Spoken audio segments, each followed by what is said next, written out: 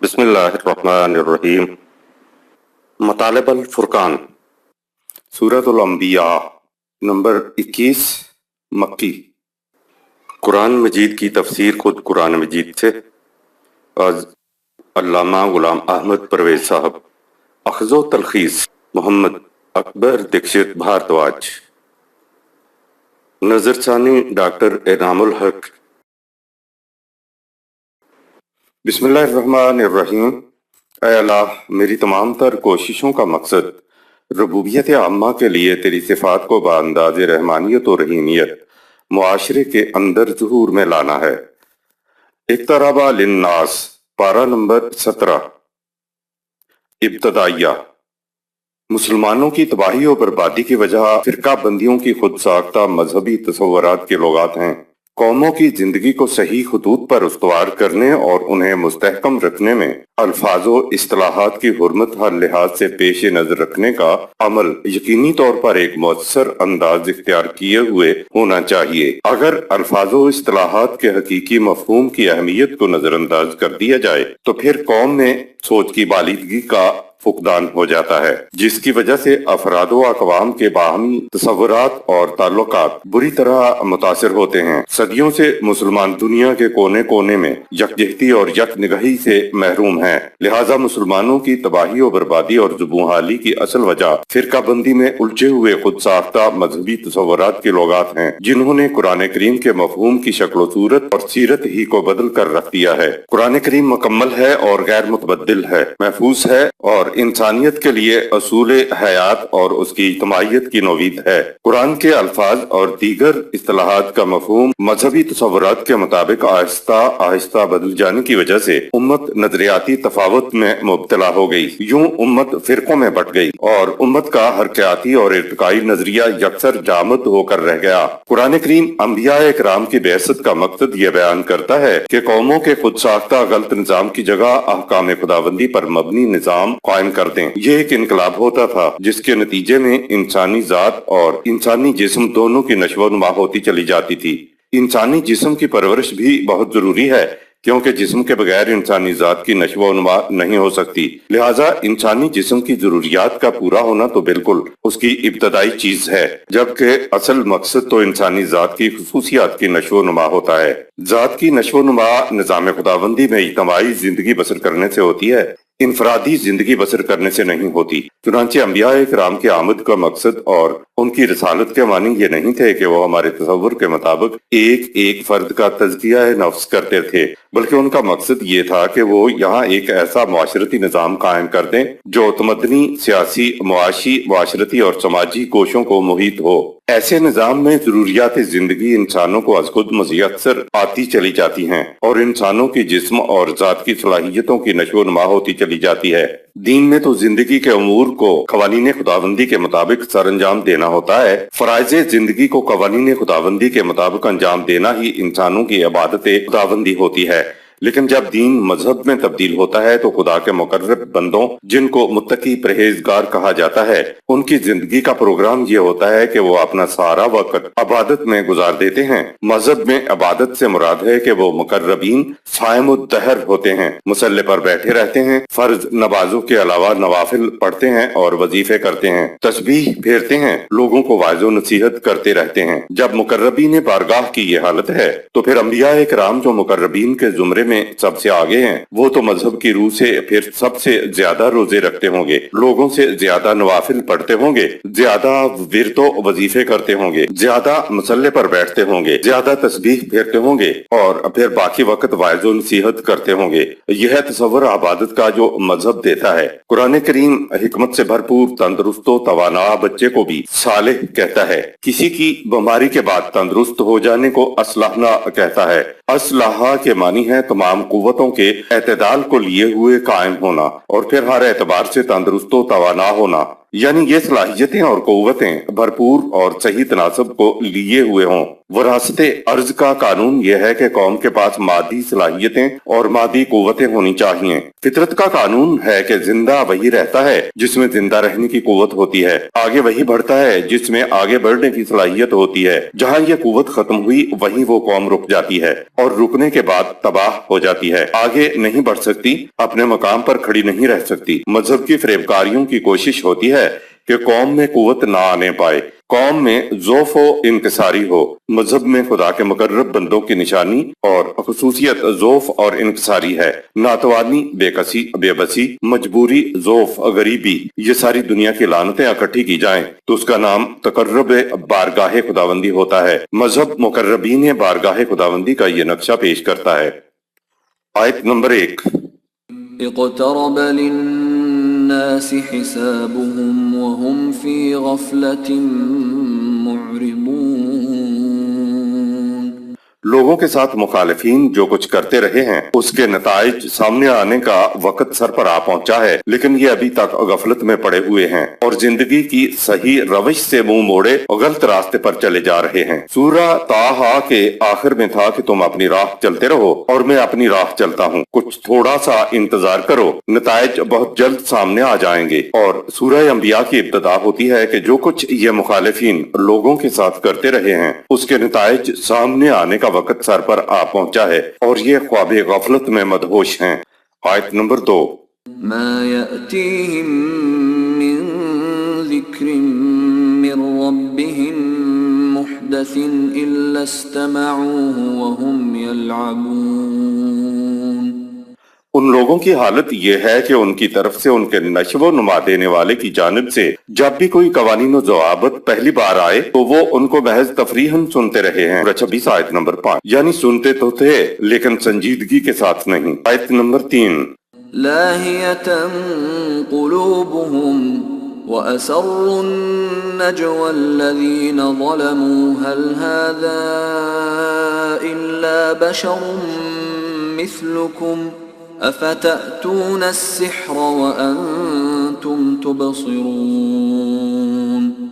ان کے دل غفلت میں مدہوش ہیں اور یہ سرکش آپس میں سرگوشی کرتے ہیں اور کہتے ہیں کہ یہ نبی تو تمہاری ہی طرح کا ایک عام انسان ہے، کیا تم جھوٹی باتیں سننے کے لیے اس کے پاس جاتے ہو؟ تم سب کچھ دیکھتے بھالتے اس کے فریب میں کیوں آتے ہو؟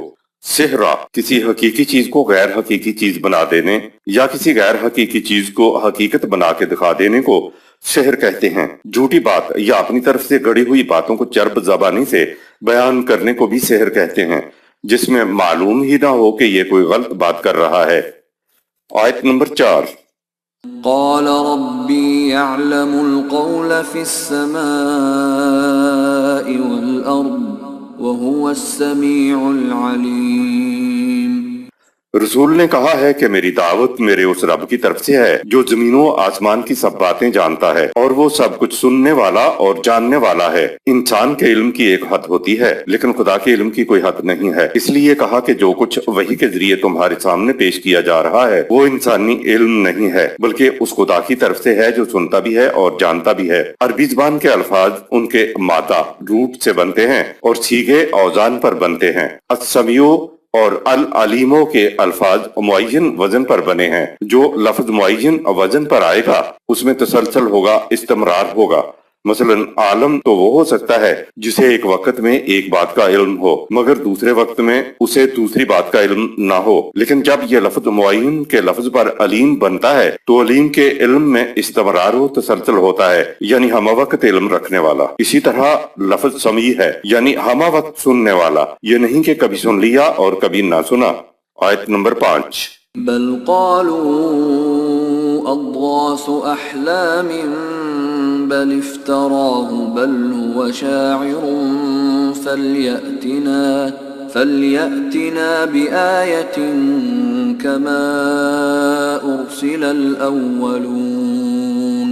اور یہ لوگوں سے کہتے ہیں کہ یہ دعوت اس رسول کے اپنے ہی پریشان خیالات ہیں جو اسے خواب میں وہی بن کے دکھائی دیتے ہیں۔ کچھ کہتے ہیں کہ نہیں، یہ شخص ان باتوں کو خود ہی گھڑ لیتا ہے۔ بعض کہتے ہیں کہ نہیں، یہ شاعر ہے اور اپنے خیالات کو خدا کی وحی سمجھتا ہے۔ اگر یہ واقعی خدا کا رسول ہے تو ہمارے پاس اس قسم کی کوئی نشانی لائے جیسے کہ ہم سنتے ہیں سابقہ رسولوں کے ساتھ نشانیاں بھیجی گئی تھیں۔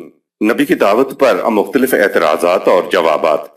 قرآن کی تعلیم پر مختلف گوشوں سے اپنی اپنی ذہنی سطح کے مطابق مختلف اعتراضات آتے تھے۔ مثلا کوئی کہتا یہ خوابوں ہی کو وہی سمجھ لیتا ہے، دوسرے کہتے کہ وہی کو خود گھڑ لیتا ہے، اور تیسری قسم کے لوگ کہتے کہ یہ کچھ نہیں بس شاعر ہے، اپنے وجدان ہی کو وہی سمجھ بیٹھتا ہے۔ عربوں کے ہاں شاعروں کا بڑا اونچا درجہ تھا، وہ سمجھتے تھے کہ ان کو وجدان ہوتا ہے، انہیں الہام ہوتا ہے، اور یہ بھی جانتے تھے کہ شاعروں کو زمانے کی گردشیں مٹا دیا کرتی ہیں، اس لیے کہتے تھے کہ اس کی دعوت کو سنجیدگی سے نہ لو۔ شعراء کے متعلق سورہ شعراء میں بتایا ہے کہ یہ خالص جذباتی ہوتے ہیں، ان کا کوئی متعین مقصد یا منزل نہیں ہوتی، ان کی شاعری جذبات پر مبنی ہوتی ہے، اور جذبات حقائق کا مقابلہ کر ہی نہیں سکتے، اس لیے شاعروں کی بساط ہی کیا ہے۔ تضاد شاعروں کے ہاں دیکھیے کہ ایک غزل میں شاعر فراق کے رونے رو رہا ہے کہ میری ساری عمر اسی میں گزر گئی، تو اگلے ہی شعر میں وصال کی لذتیں نشاور کی جا رہی ہیں، خود بھی ان لذتوں سے لطف اٹھا رہے ہیں اور دوسروں کو بھی لطف اندوز کر رہے ہیں۔ جذبات پر مبنی شاعری کرنے والے شاعروں کی حالت اس اونٹ کی سی ہوتی ہے جو جھوٹی پیاس کی بیماری میں مبتلا ہو اور اس کی وجہ سے مختلف وادیوں اور بیابانوں میں مارا پھرے اور اس کی پیاس کہیں بجھنے نہ پائے۔ سورہ 26 آیت نمبر 225۔ خدا کہتا ہے کہ ہم نے رسول اللہ صلی اللہ علیہ وسلم کو شاعری نہیں سکھائی، سورہ 36 آیت نمبر 69۔ تو اس کا مطلب یہ ہے کہ رسول اللہ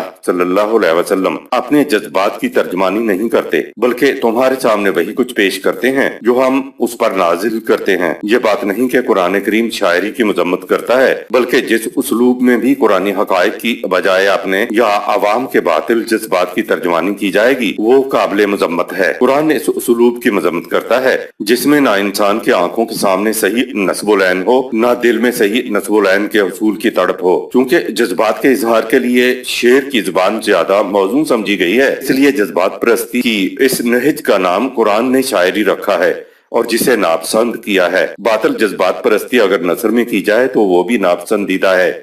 آیت نمبر 6۔ ما آمنت قبلهم من قرية أهلكناها أفهم يؤمنون۔ ان مخالفین سے پہلی جتنی قومیں تباہ ہوئیں ان کو بھی صحیح روش کی طرف دعوت دی گئی تھی مگر وہ ایمان نہ لائے، تو اے رسول کیا یہ لوگ اپنی غلط روش پر قائم رہتے ہوئے ایمان لانے والے بنیں گے؟ آیت نمبر 7۔ وما أرسلنا قبلك إلا رجالا نوحي إليهم فاسألوا أهل الذكر إن كنتم لا تعلمون۔ ان سے کہہ دو ہم نے اس سے پہلے بھی آپ نے جو رسول بھیجے اور جن کی طرف ہم وحی کرتے تھے وہ آدمی ہی ہوتے تھے، اگر تمہیں اس بات کا علم نہ ہو تو ان لوگوں سے دریافت کر لو جنہیں اس سے پہلے کتاب دی گئی تھی۔ سورہ 12 آیت نمبر 109، سورہ 16 آیت نمبر 43۔ آیت نمبر 8۔ وما جعلناهم جسدا لا يأكلون الطعام وما كانوا خالدين۔ نہ تو ان رسولوں کے جسم ایسے تھے کہ انہیں کھانے پینے کی ضرورت نہ ہو اور نہ ہی وہ ہمیشہ زندہ رہنے والے تھے، لہٰذا رسولوں سے متعلق معفوق الفطرت تصور غلط ہے۔ آیت نمبر 9۔ ثم صدقناهم الوعد فأنجيناهم ومن نشاء وأهلكنا المسرفين۔ پھر رسولوں کے ذریعے ہم نے ان باتوں کو سچا کر دکھایا جو ان کے مخالفین سے کہی جاتی تھیں۔ جس قوم نے ان کی بات مان لی ان کو ہم نے اپنے قانون مشیت کے مطابق ہلاکت سے بچا لیا، اور جنہوں نے رسول کی دعوت سے سرکشی اختیار کی تو انہیں تباہ کر دیا۔ آیت نمبر 10۔ لقد انزلنا الیکم کتابا فیہ ذکرکم افلا تعقلون۔ اور اے مخاطب ہم نے تمہاری طرف یہ بھی ضابطۂ قوانین نازل کیا ہے جس میں خود تمہارے اپنے ہی شرف اور عظمت کا راز پوشیدہ ہے، تو کیا تم یہ بات نہیں سمجھتے؟ قرآن پر عمل کرنے میں انسان کے لیے شرف و مجد اور عزت پوشیدہ ہے۔ किताबन फी है ज़िक्रुकुम सूरह 21 आयत नंबर 10। इस किताब में तुम्हारा ही जिक्र है। जिक्र के दूसरे मानी के अलावा मानी शर्फ व इज्जत और अजमत व सतवत अता करने के लिए हैं। जिक्र के हवाला जात मुलाहिजा फरमाएं। सूरह 94 आयत नंबर 4, सूरह 21 आयत नंबर 24, सूरह 23 आयत 70 ता 77, सूरह 2 आयत नंबर 3 और सूरह 43 आयत नंबर 43-44। चंद सिफात को छोड़कर खुदा ने अपनी तमाम सिफात को ख्वाबीदा शक्ल में इंसान को अता कर दिया है। इन सिफात को ख्वाबीदा शक्ल में और वही के अता करने का मकसद ये है कि इंसान खुदा की तरफ से अता करदा ख्वाबीदा सिफात को वही की रोशनी में नशो नुमा देकर जिंदगी बाद जिंदगी के मजीद इर्तिकाई मराहल तय करने के काबिल हो जाए। खुदा ने अपनी सिफात का जिक्र कुरान में इसलिए किया कि उसकी सिफात इंसान के लिए मॉडल का काम दें। अगर इंसान वही की रोशनी में अपनी जिंदगी बसर करें तो खुदा की सिफात की झलक इंसानों के किरदार में नुमाया होती चली जाती है। इसी को खुदा के रंग में रंगा जाना कहा जाता है। कुरान में अपनी सिफात का जिक्र करने से खुदा का मकसद अपनी बड़ाई बयान करना नहीं है, क्योंकि अगर सारी दुनिया भी मिलकर खुदा की बड़ाई बयान करे तो उसकी खुदाई में 1 इंच भी इजाफा नहीं हो सकता। इसी तरह अगर सारी दुनिया भी खुदा की बड़ाई करना छोड़ दे तो 1 इंच भी खुदा की खुदाई में कमी वाक़ नहीं होगी। खुदा ने अपनी सिफात को बयान किया है तो वो सिर्फ हमारे लिए। अगर वही के मुताबिक जिंदगी बसर करोगे तो बहते बशरियत तुम वो कुछ बन जाओगे, ऐसे कुछ बन जाओगे जैसा कि हम अपनी सिफात बयान कर रहे हैं। इसीलिए फरमाया जिक्रुकुम, इसमें खुद तुम्हारा अपना ही शर्फ व मजद का बयान है। खुदा की सिफात के विर्द वजीफे पढ़ने से इंसान की ख्वाबीदा सिफात की नशो नुमा नहीं होती। नशो नुमा तो सिर्फ वही के मुताबिक जिंदगी बसर करने से ही होती है। आयत नंबर 11। वकम क़समना मिन क़र्यतिन कानत ज़ालिमतन व अंशअना बअदहा क़ौमन आख़रीन। हमने उन साबिका अक़वाम को तबाह कर दिया था जिन्होंने जुल्म पर कमर बांध रखी थी और फिर उनकी जगह दूसरी कौमों को उठा खड़ा किया। कसमना कोई सख्त चट्टान हो और उसे रेजा रेजा करके रेत बना दिया जाए तो कसमना लफ्ज आता है। दूसरी कौमों को उठा खड़ा किया से मुराद है कि इन अक़वाम ने तबाह होने वाली अक़वाम की जगह ले ली और वो तबाह होने वाली अक़वाम जैसी न थी, यानी जगह लेने वाली कौम तबाह होने वालों से बेहतर थी। सूरह 47 आयत नंबर 38। अगर जगह लेने वाली अक़वाम पहले से बेहतर ना हो तो उठा खड़ा करने का क्या फायदा हो। आयत नंबर 12। फलम्मा अहस्सू बअसना इज़ा हुम मिन्हा यरकुदून। बस जब उन्होंने तबाह को नताइज महसूस किए तो वो लगे भागने। सूरह 7 आयत 182, सूरह 16 आयत नंबर 26। तबाह होने वाली कौम आहिस्ता आहिस्ता बतदरीज तबाही और बर्बादी के मकाम तक आती है और उनके गुमान में भी नहीं होता। सूरह 7 आयत 182 और सूरह 16 आयत 26। आहस्सु जब गैर महसूस तबाही महसूस शक्ल में सामने आई तो यरकुजून फौरी खतरे को देखकर हवास बागता होकर भाग उठे। अतरकज घोड़े को तेज दौड़ाने की खातिर घोड़े को एड़ यानी महमेज लगाना। तेज दौड़ाना परिंदे का उड़ने के लिए परों को मुतहर्रिक करना। आयत नंबर 13। ला तरकुदू वरजिऊ इला मा उत्रिफ्तुम फीहि वमसाकिनिकुम लअल्लकुम तुस्अलून। हमारे कानून मुकाफात ने उन्हें ललकार कर कहा, अब क्या फायदा, मत भागो, अब अपनी ऐश सामानियों और महल्लात की तरफ वापस पलटो ताकि तुमसे ऐश सामानियों के बारे में पूछा जाए। सूरह 102 आयत नंबर 8। उतरिफ्तुम इसी लफ्ज से मुतरफीन है जिसके मानी दूसरों की कमाई पर जिंदगी बसर करने वाला है। आयत नंबर 14। क़ालू या वैलना इन्ना कुन्ना ज़ालिमीन। उन्होंने कहा, हाय हमारी कमबख्ती, और एतराफ किया कि वाकई हम ही अपनी जानों पर जुल्म ढाने वाले बने और अपने किए पर सख्त अफसुर्दा हुए। आयत नंबर 15। फमा ज़ालत तिल्क दअवाहुम हत्ता जअलनाहुम हसीदन खामिदीन।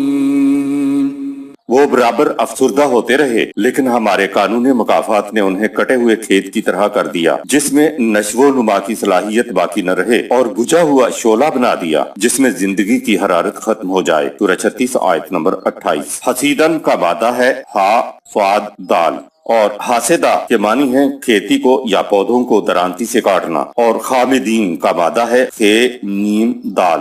اس کے بنیادی معنی ہے آگ کا ساکن ہو جانا، حرکت کا ساکن ہو جانا۔ قوم خامدون وہ لوگ ہیں جن کی تم کوئی آہٹ نہ سن سکو، یعنی بے حرکت قوم، تباہ ہونے والی قوم کے خون سے حرارت سلب ہو جاتی ہے اور ان کے پیکر راکھ کا ڈھیر بن کر رہ جاتے ہیں۔ یہی ان کا خمود ہے، یعنی بجھے ہوئے انگارے، ان کے صرف نشانات باقی رہ جاتے ہیں، جیسے انگاروں کی ٹھنڈی راکھ کے ڈھیر، جس سے معلوم ہوتا ہے کہ یہاں کبھی آگ جلی تھی۔ قرآن کریم نے ہلاک شدہ قوموں کی بربادی اور زندگی کی حرارت سے محرومی کا عبرت انگیز نقشہ حسیدن اور خامدین کہہ کر کھینچا ہے، یعنی وہ افسردہ ہو کر اقرار کرتے چلے جائیں گے کہ ہاں ہم نے ظلم کیا، یہاں تک کہ ان کی کیفیت یہ ہوگی جیسے کٹا ہوا کھیت ہوتا ہے۔ آیت نمبر 16۔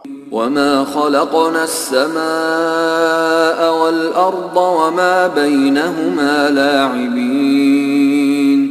اور ہم نے کائنات کو کھیل تماشے کے طور پر پیدا نہیں کیا ہے، اس کا مقصد یہ ہے کہ کسی کا کوئی عمل بلا نتیجہ نہ رہنے پائے۔ سورہ 45 آیت نمبر 22۔ ابھی تک سائنس وہاں تک نہیں پہنچی کہ ہمیں معلوم ہو کہ کائنات انسان کے اعمال کو نتیجہ خیز کرنے کے لیے کیا کردار ادا کرتی ہے۔ نتیجہ خیزی میں کائنات کا یہ کردار ناقابل تغیر اور اٹل ہے، کیونکہ کائنات خدا کے قوانین کے مطابق چل رہی ہے اور اپنے قوانین پر خدا کو پورا کنٹرول اور اختیار حاصل ہے۔ آیت نمبر 17۔ لو اردنا ان نتخذ لهوا لاتخذناه من لدنا ان كنا فاعلين۔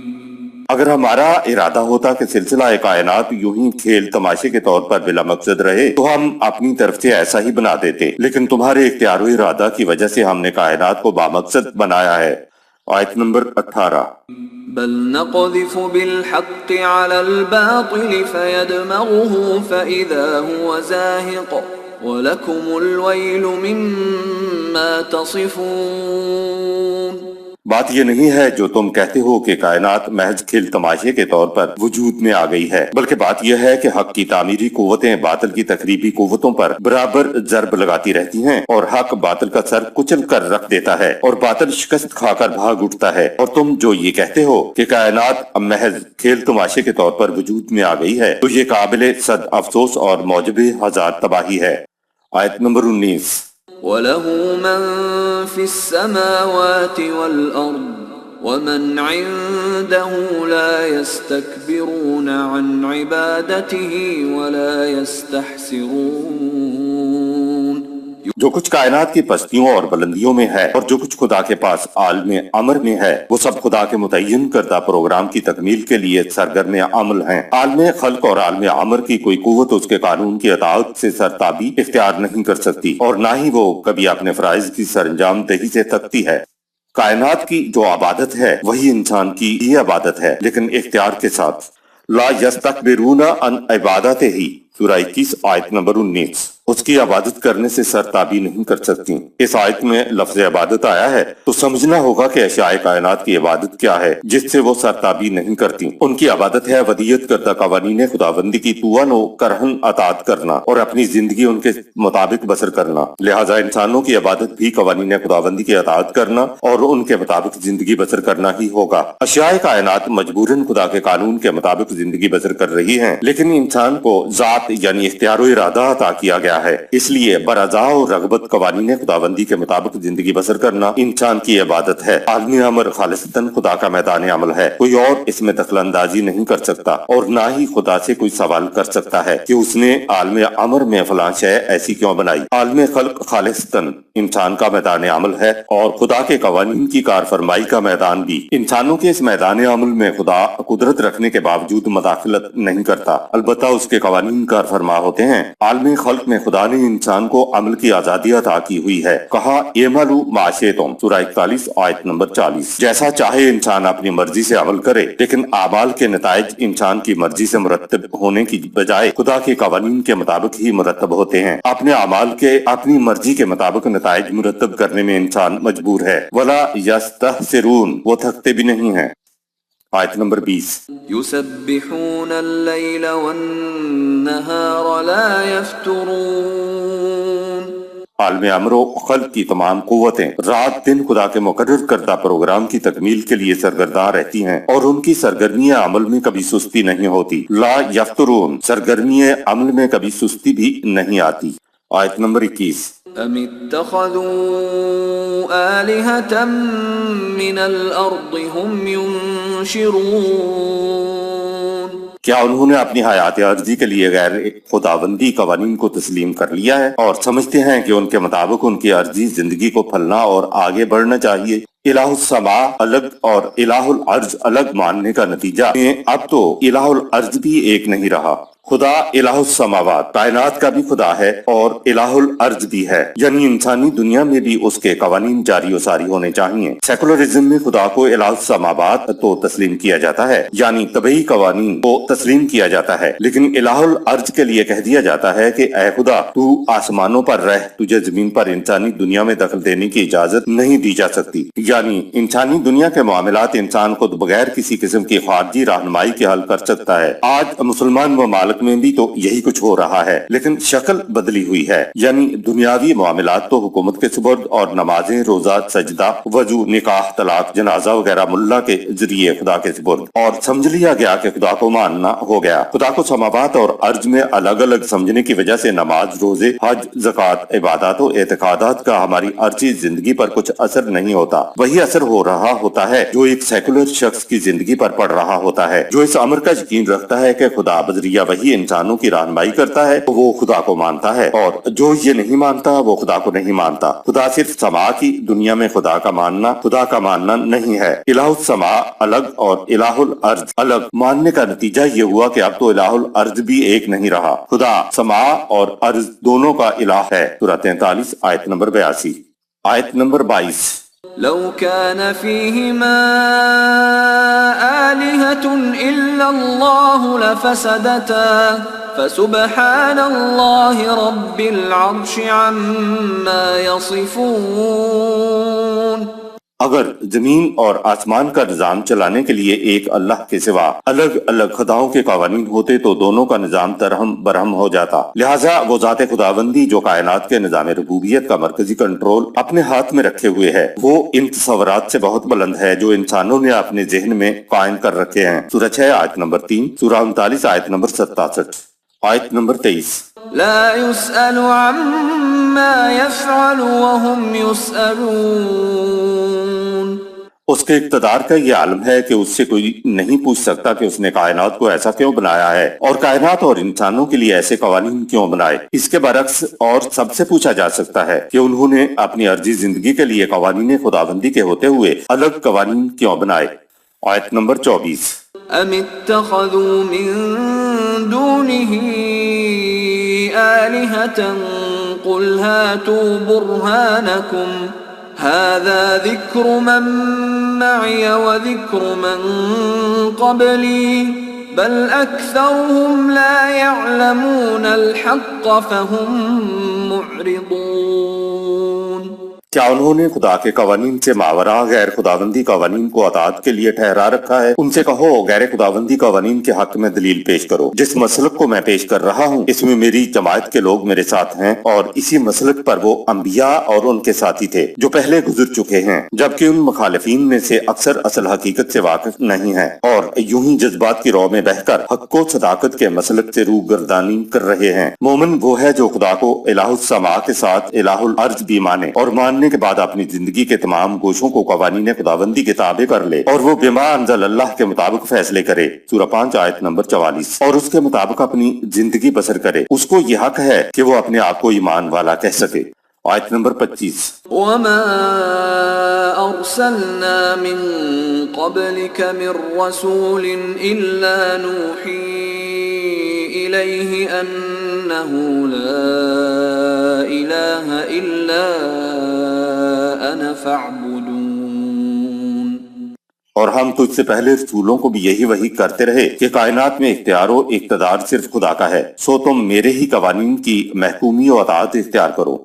آیت نمبر 26۔ وقالوا اتخذ الرحمن ولدا سبحانه بل عباد مکرمون۔ ان مخالفین کی جہالت کا یہ عالم ہے کہ یہ خدائے رحمان کی اولاد کا بھی عقیدہ رکھتے ہیں، وہ ان باتوں سے بلند ہے، بلکہ جنہیں یہ خدا کی اولاد سمجھتے ہیں وہ اس کے معزز اطاعت گزار بندے ہیں۔ یہودیوں اور عیسائیوں کی طرح مشرکین کا بھی خدا کی اولاد کے بارے میں عقیدہ تھا، یہ فرشتوں کو خدا کی بیٹیاں کہتے تھے اور ان کی پرستش بھی کرتے تھے۔ آیت نمبر 27 لا يسبقونه بالقول وهم بأمره يعملون۔ وہ معزز اطاعت گزار بندے یا قوتیں کسی بات میں خدا سے سبقت نہیں کرتے اور وہ وہی کچھ کرتے ہیں جس کے کرنے کا انہیں حکم دیا جاتا ہے۔ آیت نمبر 28 يعلم ما بين أيديهم وما خلفهم ولا يشفعون إلا لمن ارتضى وهم من خشيته مشفقون۔ ان معزز بندوں یا قوتوں سے جو کچھ فی الحال ظہور میں آ رہا ہے اور جو کچھ ان سے آئندہ ظہور میں آئے گا وہ اس سب سے باخبر ہے۔ ان کی تائید و نصرت کسی کے ساتھ نہیں ہوتی بجز ان کے جو قوانین خداوندی سے ہم آہنگ ہوں، اور وہ معزز بندے یا قوتیں قوانین خداوندی کی خلاف ورزی کے عواقب سے ڈرتی ہیں۔ سورہ 6 آیت 15۔ شفاعت کے لیے ملاحظہ فرمائیں سورۃ البقرہ کی آیت نمبر 48 کے تحت۔ آیت نمبر 29 ومن يقل منهم إني إله من دونه فذلك نجزيه جهنم كذلك نجزي الظالمين۔ اور ان معزز اطاعت گزار بندوں یا قوتوں میں سے کوئی یہ بات کہے کہ خدا کے علاوہ میں الہ ہوں تو اس کی پاداش میں ہم اس کو جہنم رسید کر دیں، بالکل اسی طرح جس طرح ہم دوسرے سرکشوں کو سزا دیا کرتے ہیں۔ ان ہستیوں کو اولاد ہونے اور خدائی میں شرکت کی نفی تو یوں ہو گئی کہ اگر یہ خدائی کا دعویٰ کریں تو ان کو جہنم میں جھونک دیا جائے گا۔ بھلا کوئی اپنے اولاد یا اپنے شریکوں کو تندور میں جھونکے گا؟ اس لیے وہ ہستیاں نہ تو اولاد ہیں اور نہ ہی خدائی میں شریک ہیں۔ آیت نمبر 30 أولم ير الذين كفروا أن السماوات والأرض كانتا رتقا ففتقناهما وجعلنا من الماء كل شيء حي أفلا يؤمنون۔ قوانین خداوندی کو تسلیم نہ کرنے والوں نے کیا اس پر غور نہیں کیا کہ تخلیق کے ابتدا میں کائنات سب ایک ہی ہیولا تھی، پھر ہم نے انہیں الگ الگ کر دیا اور اس طرح تمام کرے اپنے مدار میں تیرنے لگے۔ سورہ 21 آیت نمبر 23، سورہ 36 آیت نمبر 40۔ اور ہم نے پانی سے ہر جاندار شے کو زندگی عطا کی، تو کیا یہ پھر بھی اس حقیقت پر ایمان نہیں لاتے کہ ساری کائنات میں اقتدار و اختیار صرف خدا کا ہے، کسی اور کا نہیں ہے۔ کائنات کی تخلیق کے بارے میں سائنس کے انکشافات۔ قرآن میں بعض مقامات آتے ہیں جہاں سے اس کے دعویٰ کا ایک ٹھوس طبی ثبوت ہمارے سامنے آ جاتا ہے، اور یہ آیت انہی مقامات میں سے ایک ہے۔ 6 صدی عیسوی میں یہ مانا جاتا تھا کہ زمین اپنی جگہ پر ساکن ہے اور سورج زمین کے گرد چکر لگا رہا ہے۔ اس زمانے میں یہ تصور تو کسی انسان کے ذہن میں نہیں آ سکتا تھا کہ زمین گول ہے اور گھومتی بھی ہے، اور یہ کہ اوپر چاند ستاروں کا کوئی تعلق زمین سے بھی ہے۔ 17ویں صدی میں گیلیلیو 1564 تا 1642 عیسوی نے سب سے پہلے کہا کہ زمین متحرک ہے۔ اس کے خلاف فتویٰ لگا اور اسے پھانسی چڑھانے لگ گئے۔ آخری وقت پادری نے کہا گلیلیو کہہ دو کہ زمین ساکن ہے۔ گلیلیو نے کہا میں کیسے کہہ دوں جبکہ میری آنکھیں دیکھ رہی ہیں کہ یہ متحرک ہے۔ یہ صرف زمین کے متعلق متحرک کہنے پر پھانسی لٹکانے کی بات تھی۔ سب سے پہلے رشیا چاند پر پہنچا اور ان کے سائنسدان چاند کی مٹی کا کچھ حصہ زمین پر لائے اور تحقیق کی۔ چاند کے بعد دوسرا سیارہ مریخ زمین سے 215 ملین میل دور ہے۔ اس پر پہنچنے کے لیے راکٹ کو ہزاروں میل فی سیکنڈ سے اڑنا ہوتا ہے اور پہنچنے میں 11 ماہ لگے۔ یاد رہے کہ راکٹ کو زمینی فضا کے حدود سے نکلنے کے لیے 26,000 میل فی سیکنڈ کی رفتار حاصل کر کے نکلنا ہوتا ہے۔ اس رفتار کو ایسکیپ ویلوسٹی، نکلنے کی رفتار کہتے ہیں۔ سائنسدانوں کے انکشاف کے مطابق ہزاروں ملین سال پہلے اجرام فلکی کا یہ سارا سلسلہ کائنات ابتداً ایک ہی ہیولا نیبولا تھا، اور یہ ہیولا گیسوں کی شکل میں تھا۔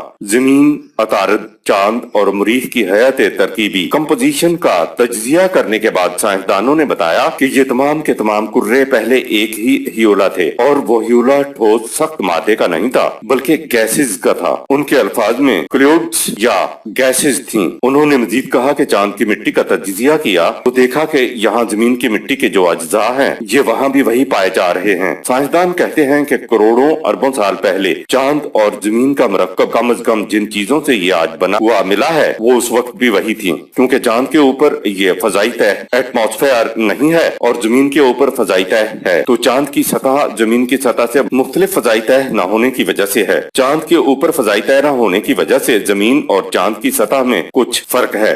عطارد کے اوپر بھی یہ فضا ایٹماسفیئر نہیں ہے، اس لیے اس کی سطح بھی زمین سے مختلف ہے، لیکن ان کے اجزاء کم و بیش ایک جیسے ہیں۔ ایک اور سیارہ مریخ پر ذرا لطیف سا ایٹماسفیئر موجود ہے، اس لیے مریخ اور زمین کے اجزاء کم و بیش ملتے جلتے نظر آتے ہیں، اور اندازہ یہ ہے کہ شاید وہاں پانی ہے۔ کائنات سے متعلق قرآن کریم کا بیان۔ خدا نے اپنی توجہ اجرام فلکی کی طرف کی، اس وقت وہ بالکل دھوئیں، گیس، نیبولا کی شکل میں تھیں۔ سورہ 41 آیت نمبر 11۔ دوسرے الفاظ میں یوں کہیے کہ پھر خدا نے اپنا کنٹرول خارجی کائنات کے اوپر رکھا اور یہ سارے دخان دھواں تھے۔ اللہ اکبر۔ 6 صدی عیسوی میں ایک ان پڑھ نبی وحی کے ذریعے یہ کہہ رہا ہے کہ تخلیق کے بعد خدا نے اپنا کنٹرول ان پر رکھا اور یہ ساری فضائی کائنات بشمول زمین یہ سب وہی طوفان سورہ 41 آیت نمبر 11 تھے، کلیوڈ سے دھواں سا تھا۔ 1400 سال قبل یہ بات کہی گئی، جبکہ انسان تو آج سے 200 سال قبل بھی یہ نہ کہہ سکا۔ یہ اس بات کا ثبوت ہے کہ قرآن انسان کی تخلیق نہیں بلکہ خدا کا کلام ہے۔ سو ہم نے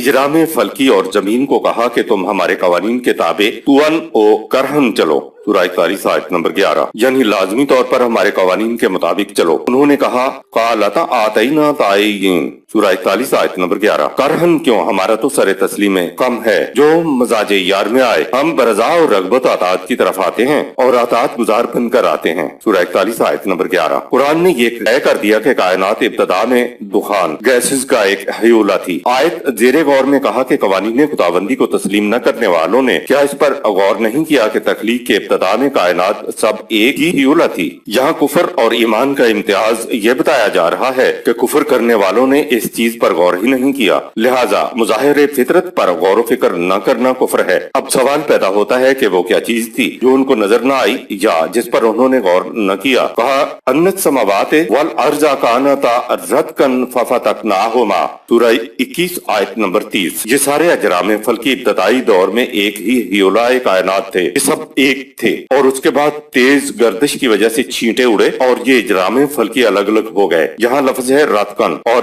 رتقا کے معنی ملا دینا ہے، ارتقا شیئن کے معنی ہے چیز مل گئی اور جڑ گئی، اس میں شگاف نہ رہا۔ دوسرا لفظ ہے ففتقناہما، الفتقو کے معنی ہے دو ملی ہوئی چیزوں کو الگ کر دینا۔ اس آیت میں آیا کہ پہلے کائنات رتقن تھی یعنی ملی ہوئی تھی، جڑی ہوئی تھی، پھر ہیولہ، پھر ہیولہ فتق ہوا، یعنی ایک ہیولہ پھٹا تو اس کے چھینٹے اڑے اور وہ چھینٹے الگ الگ کرے بن گئے۔ مثلا زمین ہیولہ سے اس طرح جدا ہوئی جس طرح کوپیے سے پتھر پھینکا جاتا ہے، سورہ 39 آیت نمبر 30۔ سائنسدانوں نے تو آج یہ بتایا ہے کہ جبکہ قرآن نے 1400 سال قبل بتا دیا تھا، اور سائنسدانوں نے قرآن کے اعلان پر مہر تصدیق ثبت کر دی ہے۔ زمین کے ہیولہ سے جدا ہونے کے لیے قرآن نے لفظ استعمال کیا ہے تہاہا، سورہ 89 آیت نمبر 30۔ معنی ہے گوپیا یا گوپن، یہ رسی کا بنا ہوا آلہ ہوتا ہے جس میں پتھر رکھ کر گھما کر پھینکا جاتا ہے، اس کی رفتار گولی سے کم نہیں ہوتی۔ عربی میں ہوا یدہو بالحجر کے معنی ہے اس نے پتھر پھینکا،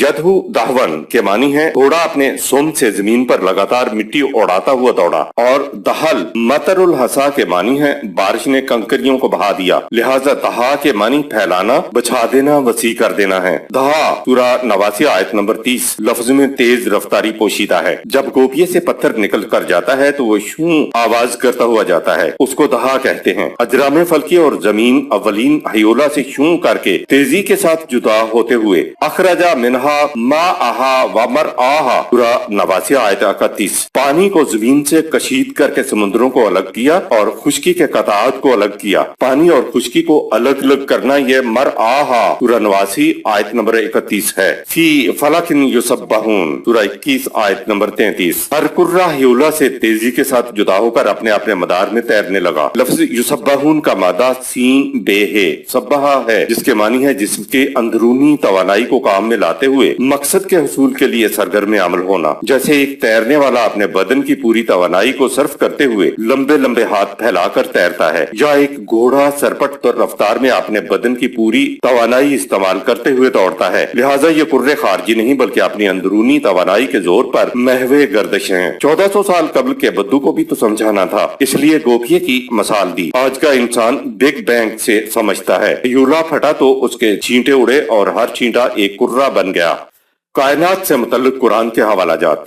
سورج اور چاند ان میں سے ہر ایک کرہ اپنے مدار میں تیزی سے تیر رہا ہے، سورہ 21 آیت نمبر 33۔ یہ تمام کرے مسلسل حرکت کر رہے ہیں، سورہ 40 آیت نمبر 36۔ ان کی حرکت اس حساب اور قاعدے کے مطابق ہوتی ہے کہ کبھی ایسا نہیں ہو سکتا کہ سورج اپنی رفتار کو تیز کر کے چاند کو جا پکڑے، یا کبھی ایسا ہو کہ جس نقطہ سے رات کا اختتام اور دن کا آغاز ہونا تھا رات وہاں سے آگے بڑھ جائے، سورہ 36 آیت نمبر 40۔ اور ہم نے تمام زندہ اشیاء کو پانی سے زندگی عطا کی، سورہ 21 آیت نمبر 30۔ اور اللہ نے اپنے قانون کے مطابق ہر جاندار کو پانی سے پیدا کیا، سورہ 24 آیت 45۔ اور اس نے دابہ کو سب کروں میں نہیں بعض کروں میں پھیلا دیا، سورہ 42 آیت نمبر 29۔ مختلف کروں میں بسی ہوئی مخلوق اب تو الگ الگ ہیں، لیکن خدا ان کو ایک دن ملا دے گا، وہ اس پر قادر ہے، سورہ 42 آیت نمبر 29۔ سرچشمہ حیات پانی پر مرکزی کنٹرول خدا کا ہے، سورہ 11 آیت نمبر 7۔ دابہ کا مفہوم، سورہ 24 آیت 45 میں دابتن یعنی جاندار کی تشریح ہے کہ پیٹ کے بل رینگنے والے، 2 پاؤں پر چلنے والے، 4 پاؤں پر چلنے والے، اور انہی کو متنفس کہا جاتا ہے جو سانس لیتے ہیں۔ گویا اولین جرثومہ حیات سے لے کر انسان تک تمام زندگی کی شاخیں دابہ میں آ جاتی ہیں۔ اس آیت میں کہا گیا ہے کلو شیء حی، سورہ 21 آیت نمبر 30۔ تمام زندہ چیزیں، اس سے مراد ہے کہ سانس لینے والی اشیاء کے علاوہ بھی تو زندگیاں ہیں۔ نباتات میں زندگی ہے مگر وہ سانس نہیں لیتی۔ ایک جگہ قرآن نے دابہ کہا ہے تو دوسری جگہ کلو شیء حی، سورہ 21 آیت نمبر 30 کہا ہے، تو شیء میں دابہ آ جائیں گے مگر دابہ میں ہر شے نہیں آئے گی۔ ہر زندہ شے میں زندگی کی نمود پانی سے ہوئی ہے۔ سائنسدان آج مختلف کروں میں پانی اور زندگی تلاش کر رہے ہیں، جبکہ قرآن نے 1400 سال پہلے کہہ دیا تھا کہ اور اس نے دابہ کو سب کروں میں نہیں بعض کروں میں پھیلا دیا، سورہ 42 آیت نمبر 29۔ یہ آیات خداوندی ہیں اور ہمیں آیات خداوندی پر ایمان لانے کے لیے کہا گیا ہے۔ اس لیے کہا کہ جو لوگ آیات خداوندی سے انکار کرتے ہیں، سورہ 21 آیت نمبر 30، اور تخلیق ارض و سما اور ان میں دابہ کا انکار کرتے ہیں، قرآن انہیں کفرو، سورہ 21 آیت 30 کہہ کر مخاطب کرتا ہے۔ مختلف کروں میں بسی ہوئی مخلوق اب تو الگ الگ ہیں، لیکن خدا ان کو ایک دن ملا دے گا، وہ اس پر قادر ہے، سورہ 42 آیت نمبر 29۔ قرآن نے ہمیں زندگی کے سرچشمے پانی تک پہنچا دیا، اور یہ بھی کہا ہے کانا عرشہ علی الماء، سورہ 11 آیت نمبر 7۔ سرچشمہ حیات پر مرکزی کنٹرول خدا کا ہے۔ خدا نے یہاں پہنچانا تھا کہ زندگی کی بنیادی چیز پانی ہے اور اس پر مرکزی کنٹرول خدا کے ہاتھ میں ہے۔ جب پانی پر کنٹرول خدا کا ہے تو تمام زندگیوں پر کنٹرول بھی خدا ہی کا ہے، لہٰذا انسان کو ابھی اپنی زندگی قوانین خداوندی کے مطابق بسر کرنا چاہیے۔ آیت نمبر 31۔ وَجَعَلْنَا فِي الْأَرْضِ رَوَاسِيَ أَن تَمِيدَ بِهِمْ وَجَعَلْنَا فِيهَا فِجَاجًا سُبُلًا لَعَلَّهُمْ يَهْتَدُونَ۔ اور ہم نے زمین کو ایسا بنایا کہ وہ گھومتی بھی رہے اور انسان اس پر اطمینان سے سکونت پذیر بھی رہیں، سورہ 16 آیت نمبر 15۔ اور اس میں بڑے بڑے پہاڑ بنا دیے اور ان میں درے رکھ دیے تاکہ ان سے راستوں کا کام لیا جا سکے۔ اس آیت میں تمیدہ بہم آیا ہے اور آیت 16-15 میں تمیدہ بکم آیا ہے۔ تمید کا مادہ میم یہ دال ہے، اس کے معنی ہے کسی چیز کا بڑی تیزی سے متحرک ہونا، اور بکم کے معنی ہے تمہیں ساتھ لیے ہوئے۔ اس تیزی سے یہ زمین متحرک ہے، تمہیں اس سے سامان رزق بھی مل رہا ہے، تم نہایت اطمینان و سکون سے اس پر بیٹھے ہوئے بھی ہو، اور یہ اس طرح سے تمہیں ساتھ لیے ہوئے گردش میں چلی جا رہی ہے۔ دونوں آیات میں ایک ہی لفظ تمید بہم اور بیکم کے ساتھ آ گیا ہے۔ نیز ماد کے معنی شدت سے ہلنا اور حرکت کرنا اور جھکنا بھی ہیں۔ مادت بہل ارضا کے معنی ہے زمین اسے لے کر گھومی۔ ایک بات تو یہ ہوئی کہ زمین فضا کی پنہائیوں کے اندر تیر رہی ہے، سورہ 21 آیت نمبر 33۔ اور دوسری چیز یہ ہے کہ یہ تیزی سے متحرک ہے۔ ہماری زمین 1000 میل فی گھنٹہ کی رفتار سے گھوم رہی ہے۔ اتنی تیزی سے متحرک شے ہو، اس پر تو کوئی ٹک نہیں سکتا، لیکن پھر بھی انسان اطمینان سے اس زمین پر بسے ہوئے ہیں۔ آیت نمبر 32۔ وَجَعَلْنَا السَّمَاءَ سَقْفًا مَحْفُوظًا وَهُمْ عَنْ آيَاتِهَا مُعْرِضُونَ۔ اور ہم نے آسمان فضا کو ایسا بنایا کہ جو خود بھی محفوظ ہے اور زمین کے رہنے والوں کو گرنے والے شہاب ثاقب کی تباہی سے بھی محفوظ رکھتا ہے۔ ان واضح نشانیوں کے باوجود کہ کائنات قوانین خداوندی کے تابع سرگرم عمل ہے، یہ لوگ قوانین خداوندی سے منہ پھیرے ہوئے ہیں۔ زمین کے اوپر آسمان فضا زمین کی زندگیوں کو شہاب ثاقب کی تباہیوں سے محفوظ رکھتی ہے۔ سقفن سورہ 21 آیت نمبر 32، زمین کے اوپر جو فضا ایٹماسفیئر ہے اس کی تہ تقریباً 12 میل موٹی ہے۔ 12 میل کو طے کر جائیں تو پھر اوپر فضا نہیں ہے۔ جن کروں کے اوپر یہ فضا نہیں ہے ان کی سطح کچھ پتریلی سی ہو گئی ہے۔ زمین کے اوپر یہ فضا ہے جس کی وجہ سے اس کی سطح محفوظ رہی ہے۔ یہ جو 12 میل موٹی فضا ہے قرآن اس کو سقف کہتا ہے۔ شہاب ثاقب ٹوٹے ہوئے تارے جو دمدار دکھائی دیتے ہیں وہ در حقیقت نظام شمسی کے چھوٹے چھوٹے اجرام ہوتے ہیں جو کشش ثقل کی قوت سے ٹوٹ کر نیچے گرتے ہیں اور ان کے پتھریلے ٹکڑے بارش کی طرح برستے ہیں۔ بعض اوقات کرۂ ارض اس بارش کے راستے میں آ جاتا ہے لیکن اس کے اوپر کی فضا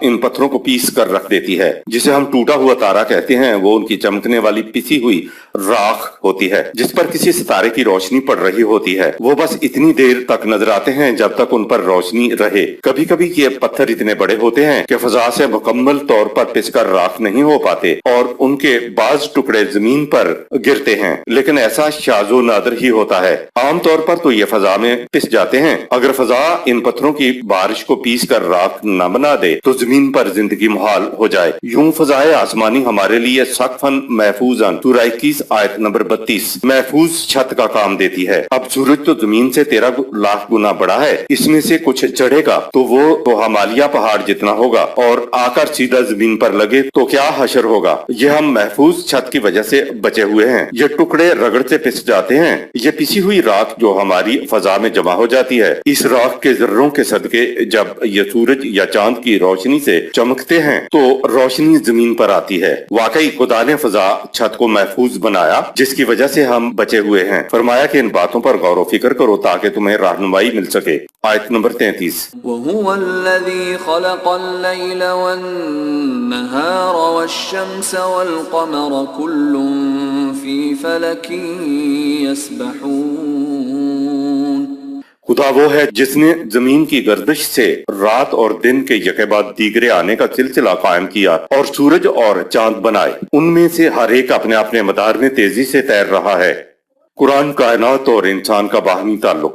قرآن کائنات کے لیے نہیں ہے بلکہ ہماری ذات کو نشو و نما دینے کے لیے ہے۔ کائنات کا قرآن تو اشیاء کائنات میں ودیت کر دیا گیا ہے، اس لیے کائنات اس کے مطابق زندگی بسر کرنے پر مجبور ہے۔ یہ قرآن جو آج ہمارے پاس ہے یہ کائنات میں ودیت کردہ قرآن سے ہم آہنگ ہے اور اس کو براہ راست انسانوں میں ودیت کر دینے کی بجائے بذریعہ نبی انسانوں کو دیا گیا ہے تاکہ انسان کا اختیار و ارادہ سلب نہ ہونے پائے، اور انسانوں کے باب میں ایسا ہمیشہ سے ہوتا رہا ہے۔ کائناتی قرآن اور انسانوں کے قرآن میں ہم آہنگی کے سبب ہمارا کائنات سے گہرا تعلق بن جاتا ہے۔ مذہبی قیادت ہمیں یہ تو بتاتی ہے کہ قرآن کے پڑھنے سے ثواب ہوتا ہے، اور یہ کہ ثواب کو مردوں کو بھی بھیجا جا سکتا ہے، اور یہ کہ گلے سے لگانے کی شے ہے اور سر سے بلند رکھنے کی چیز ہے، لیکن ثواب ہوتا کیا ہے یہ ان کو معلوم نہیں ہے۔ یہ بتایا ہی نہیں جاتا کہ قرآن کا مقصود انسان کو کائناتی رہنمائی کی طرف رہنمائی کرنا ہے تاکہ انسان کا عمل کائناتی عمل سے ہم آہنگ ہو کر انسانی دنیا میں تعمیری نتائج برآمد کرے۔ یہ یاد رہے کہ انسان کا جو عمل کائناتی عمل سے ہم آہنگ ہو جائے وہ انسانی دنیا میں تعمیری نتائج برآمد کرتا ہے، اور جو عمل کائناتی عمل سے ہم آہنگ نہ ہو سکے وہ انسانی دنیا میں تخریبی نتائج برآمد کرتا ہے۔ حقیقت یہ ہے کہ قرآن کے مطابق اٹھنے والا انسان کا ہر قدم کائناتی عمل سے ہم آہنگ ہوتا ہے۔ قرآن میں جو کچھ براہ راست رہنمائی کے متعلق کہا گیا ہے یا بالواسطہ تائیدات و شہادات و حقائق بیان کیے گئے ہیں، ان کا مقصود اور اس کا نقطہ ماسکہ انسان ہی کی رہنمائی ہے۔ جو لوگ اس کتاب پر ایمان لائیں، اس کی صداقت پر ایمان لائیں، ان کے لیے تو قرآن سب سے پہلے غور و فکر کے لیے انہی حقائق کائنات کو پیش کرتا ہے۔ ایک مومن کو کائناتی اور قرآنی سائنسدان دونوں ہونا چاہیے، لیکن مسلمانوں کے مقابلے میں مغرب کائناتی قرآن میں آگے بڑھ گیا ہے۔ اگر ایک مومن قرآن کا سائنسدان ہوگا تو وہ کائناتی آیات کے پیچھے چھپے حقائق تک بھی پہنچے گا، جبکہ مغرب کا سائنسدان کائناتی آیات کے علم ہی کو مقصود بذات سمجھ لیتا ہے۔ مغرب کے سائنسدانوں نے کائناتی قرآن پر تحقیق تو کی مگر ان کی زندگیوں پر ان کی تحقیقات کا قطعاً کوئی اثر نہیں پڑا۔ وہ ان چیزوں کو خارجی طور پر محض علمی تحقیق کی روح سے دیکھتے ہیں۔ اب سوال پیدا ہوتا ہے کہ ایمان میں یقین کیسے پیدا ہو؟ ظاہر ہے کہ اس کے لیے کائنات، انسانی تخلیق اور دیگر متنفس کی تخلیق میں جو قوانین کار فرما ہیں ان پر غور و خوض، تحقیق، قدم قدم پر جستجو کرنا ایمان و یقین کی طرف لے جانے کی علامت بنے گا۔ قرآن مومنین کو موقنین کہتا ہے، یعنی یقین لانے والوں کا طریق غور و خوض، تحقیق، قدم قدم پر جستجو کرنا بتایا ہے۔ آیت نمبر 34۔ وما جعلنا لبشر من قبلك الخلد أفإن مت فهم الخالدون۔ اور تجھ سے پہلے ابھی ہم نے کوئی انسان ایسا نہیں بنایا جو ہمیشہ کے لیے زندہ رہا ہو، پھر اگر تیرے لیے ایک دن مرنا ہے تو یہ مخالفین کون سے ہمیشہ زندہ رہنے والے ہیں۔ انبیاء کرام کو دیگر انسانوں کی طرح طبعی قانون کے تحت موت آتی تھی، نبی بھی دوسرے انسانوں کی طرح ایک انسان ہوتا تھا۔ یہ الگ بات ہے کہ انسان زندگی بھر انسانوں کو خدا بنائے رکھے، لیکن حقیقت یہ ہے کہ ہر نبی پر طبعی موت آئی، اور جس کو موت آئے وہ مافوق الفطرت، سپر نیچرل نہیں ہو سکتا۔ موت تو فطرت کے قوانین کے تابع واقع ہوتی ہے، اور ہر نبی کی زندگی بھی قوانین فطرت کے ماتحت ہوتی تھی۔ دوسری جگہ رسول اللہ صلی اللہ علیہ وسلم سے کہلوایا گیا کہ جس طرح اے مخالفین تم نے مر جانا ہے اسی طرح میں نے بھی مر جانا ہے۔ سورہ 39 آیت نمبر 30۔ رسول نبی کہتے تھے کہ جس طرح تمہاری زندگی طبعی قوانین کے تابع ہے اسی طرح ہماری زندگی بھی طبعی قوانین کے تابع ہے۔ حقیقت یہ ہے کہ جو ایک دن مر جائے وہ بشر ہوتا ہے، اس میں الوہیت نہیں ہوتی۔ جو الحی ہے وہ بشر نہیں ہوتا، وہ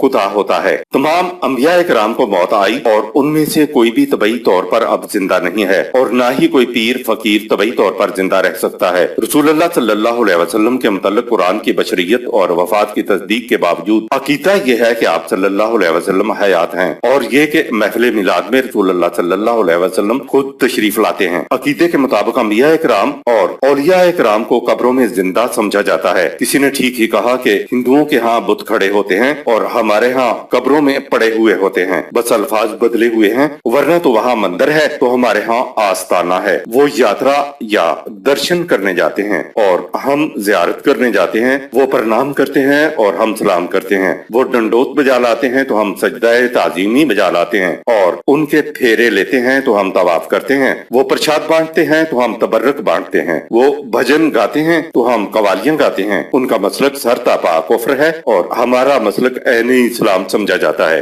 رسول اللہ صلی اللہ علیہ وسلم کے حیات کی سند حضرت عمر فاروق رضی اللہ تعالیٰ عنہ کے اس قول سے بھی لی جاتی ہے کہ جو کہے گا کہ رسول وفات پا گئے ہیں میں اس کا سر قلم کر دوں گا۔ یہ دنیا میں عام ہوتا ہے کہ جب تک جانشین کا انتخاب عمل میں نہ آ جائے سربراہ مملکت کی وفات کو چھپایا جاتا ہے تاکہ کسی قسم کی بغاوت کا سامنا نہ کرنا پڑے۔ حضرت ابوبکر صدیق رضی اللہ تعالیٰ عنہ خلیفہ منتخب ہوئے تو آپ نے خطاب میں قرآن کی آیت پڑھی جس کا ترجمہ یہ ہے کہ محمد نیست کہ خدا کے ایک پیغامبر تھے، ان سے پہلے بھی اس طرح خدا کے رسول اپنا اپنا فریضہ سر انجام دینے کے بعد دنیا سے تشریف لے گئے۔ اب اگر یہ پیغام رساں محمد صلی اللہ علیہ وسلم بھی مر جائے یا قتل کر دیا جائے تو کیا تم سمجھو گے کہ اس کی موت سے یہ سارا نظام ختم ہو گیا اور اس کے بعد تم اپنی قدیم روش کی طرف پلٹ جاؤ گے؟ سورہ 3 آیت نمبر 144۔ اس کے بعد حضرت ابوبکر صدیق نے کہا، سن رکھو، جو شخص رسول اللہ صلی اللہ علیہ وسلم کو اپنا معبود اور الہ مانتا تھا تو وہ یہ سمجھ لے کہ اس کا معبود آج واقعی مر گیا ہے، اور جو خدا کو الہ مانتا تھا اسے یقین ہونا چاہیے کہ وہ ہمیشہ زندہ ہے، اس کو کبھی موت نہیں آئے گی۔ ہم خدا کو الہ مانتے ہیں، ہم محمد صلی اللہ علیہ وسلم کو الہ نہیں مانتے۔ آیت نمبر 35۔ کل نفس ذائقۃ الموت وَنَبْلُوكُمْ بِالشَّرِّ وَالْخَيْرِ فِتْنَةً وَإِلَيْنَا تُرْجَعُونَ۔ دنیا میں ہر ذی حیات کو موت کا مزہ چکھنا ہے، اور ہم تم کو پرکھنے کے لیے دکھ اور سکھ دونوں حالتوں سے گزارتے ہیں تاکہ تمہاری مضمر صلاحیتیں ابھر اور نکھر کر سامنے آ جائیں، اور ہمارے ہی قانون مکافات کے نتائج کی طرف تم کو لوٹ کر آنا ہے۔ صدق اللہ العظیم۔